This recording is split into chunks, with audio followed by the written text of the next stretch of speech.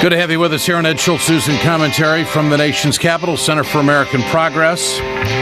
The story that's unfolding and has been for days in Oregon, where these patriots, as they call themselves, have barricaded themselves into a wildlife refuge over a land dispute that a family is having with the Bureau of Land Management. I think most Americans are seeing this story, and the first thing they ask is, what are these nut jobs doing? I wanted to get the perspective of a landowner, someone who lives and works the land and has their whole life. Jane Kleeb, our great friend, she is the director of Bold, Nebraska. She has been heading up this citizen advocacy group since early 2010 and has been one of the most effective advocacy organizations in this country. Stopping Keystone, obviously, was their marquee achievement.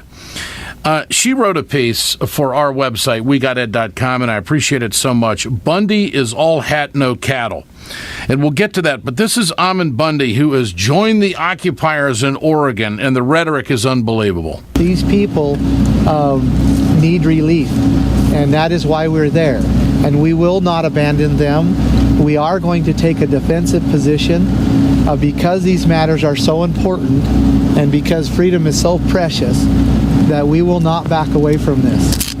We also have other patriot groups close, Oregon Constitutional Guard, the Idaho 3%, and other groups that are deploying as we speak and are getting here as quickly as possible. We're going to form an army is basically what he wants to do. I mean, that's he's grandstanding in a big way, using this issue to bring together a bunch of radicals against the government. I want Jane Kleeb's take on all of this. Jane, good to have you with us. Thanks, Ed. You say that he's all hat, no cattle. Unpack this for us. It all started with a prescribed burn, didn't it? Yeah, so the Hammond family, which is the family that Bundy says he's standing up and defending, which they've been very public that they don't want his help and don't think that his tactics of taking over wildlife refuge with guns is an appropriate thing. But the Hammond family has been dealing with some issues with the BLM, the Bureau of Land Management, for several years. It's gone back, over 10 years, where they've done a couple prescribed burns that have gotten out of control. There's always two sides to a story, and I think in small towns, things get piled onto each other. And so I think it's important to know that, one, what they did was wrong, that they set fire to public BLM land that they should not have. Mm-hmm. But their side of the story is that they were trying to do a prescribed burn in order to protect land that essentially, because of climate change, I will say, the land that they were essentially trying to do a prescribed burn on, so it wouldn't, a fire that was trying to kind of come onto their land wouldn't get out of hand even further. But they did it wrong. They didn't do it with the proper permits, which they should have. But things have just kind of piled on, personality conflicts between local BLM land managers and, the ranchers of the Hammond family. And so it's a really kind of complicated and long, torrid story.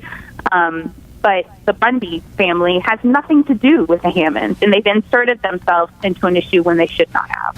So they're using this to grandstand and draw attention to themselves. Absolutely. And, what frustrates me most is that Bundy's wearing a cowboy hat and cowboy boots, essentially pretending to be a rancher, which he's not. He doesn't ranch with his father.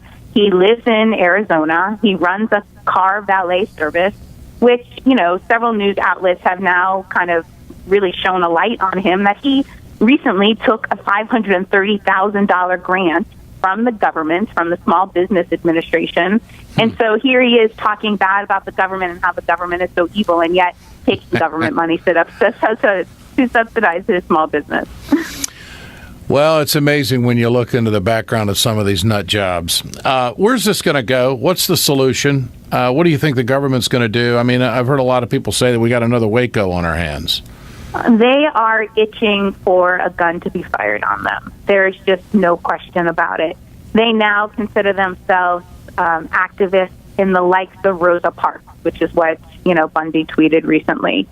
It is terrifying that it has gone to this point, but I also put a lot of blame onto the Republican Party. from as early as 2009, when they were stoking the fires of the far-right folks who considered themselves part of the Tea Party.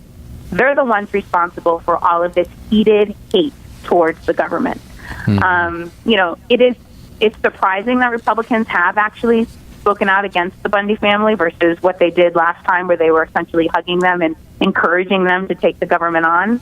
But I do fear that they are waiting for a bullet to be shot, that one of their guys will be tired and hungry and start to shoot themselves. So I do think that it is an escalated situation, and I know, our government and our brave, folks in the military, National Guard are probably on pins and needles right now. Jane Kleeb, Bold, Nebraska. She has written a piece on her website at WeGotEd.com. Bundy is all hat, no cattle. You also bring up big oil and what has happened with land grabs in this country by big corporations. What about that? Rick Santorum was recently on MSNBC talking about the Bundy situation, and he essentially said, look, what they are doing is wrong, but I agree with them about, eminent domain and the government taking land away from farmers and ranchers. And he has so got it backwards. What's happening with big oil is they are working hand in hand with the BLM, and that's what Bundy should be, outraged about. They continue to hand out oil, gas, coal leases on public land owned by all of us as taxpayers to do their polluting extraction activities. And that's the thing that's taking land away from farmers and ranchers, because I know folks don't quite get it, and then they say that farmers and ranchers are takers because they're grazing on public land for lower prices than they would on private land. But reality is, farmers and ranchers, when they do that, they are essentially adding to the soil health. When you have cattle on the land, it's what it was back in the day when, farmers and ranchers really had more control of the land. It's better for the land for cattle to graze on it than it's just to sit there. That is just a fact. And I talk about that a little bit in the blog piece. Yeah. What should the government do? Just stand down and just let the enthusiasm die? Is that a solution? Would that happen? Could that happen? And would it be effective? Eventually I do think that they're just going to run out of food. And I think that the government should essentially make sure that they have no access to food, no access to water, no access to electricity. So the Bundy folks do have to stand down. I don't think that the government should go in there with force. And I just think that would escalate things and essentially play into what they want to happen. So I think what the government's doing right now is exactly what they should be doing. But I also think the government, on the much larger issue of BLM land, should stop giving leases to the oil and gas companies and should start really healing relationships with farmers and ranchers around these small towns. It's a problem. Nobody wants to talk about it, but it's a problem. The government is working hand in hand with big oil when they should be healing relationships with farmers and ranchers to protect the land. Jane Kleeb, always great to visit. Appreciate your work, and thanks so much. Thanks, Ed. Bold, Nebraska. Jane Kleeb with us here on Ed Schultz News and Commentary. You can see her work at WeGotEd.com.